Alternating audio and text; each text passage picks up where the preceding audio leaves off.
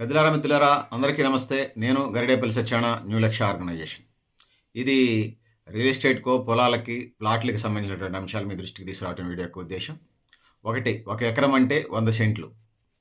ఒక ఎకరం అంటే 40 కుంటలని కూడా అంటారు. మళ్ళీ అదేవిధంగా మూడో విభాగానికొస్తే మూడో పాయింట్‌కి ఒక కుంట అంటే 121 121 చదరపు గజాలు. ఇక నాలుగోది ఒక కుంట అంటే చదరపు అడుగుల్లో 1088 చదరపు అడుగులు. ఐదవది ఒక సెంట్ అంటే 435.6 చదరపు అడుగులు. ఆరోది ఒక సెంట్ అంటే 435.6 చదరపు అడుగులు.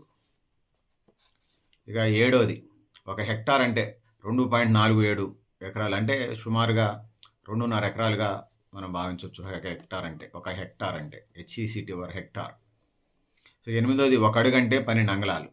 ఒక అడుగు అంటే మన పాదం అని అంటారు, ఏమంటారు దాన్ని, ఒక అడుగు అంటే ఇట్లా కొలుస్తారు, అది కొంచెం పెద్దగా ఉంటుంది, ఇట్లా కొలిస్తే కొంచెం ఎందుకంటే తక్కువే ఉంటుంది. ఫీట్ అంటే ఇది ఒక అడుగుకి 12 అంగుళాలు. ఒక అంగుళానికి 2.54 సెంటీమీటర్లు, 2.54 cm సెంటీమీటర్స్.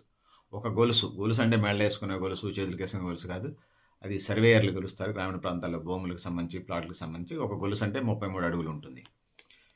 సో ఇక 11వది 40 గొలుసులు అంటే ఒక ఎకరం.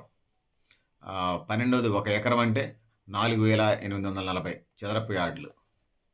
ఇక 13వది ఒక ఎకరం అంటే 43560 చదరపు అడుగులుగా ఉన్నది. పెద్దలారా మిత్రులారా, మీరు కూడా మీ అభిప్రాయాలు కామెంట్ బాక్స్లో రాయని తెలియజేస్తూ, నేను గరిడేపల్లి సత్యనారాయణ, న్యూ లక్ష్య ఆర్గనైజేషన్. థ్యాంక్ యూ అనండి.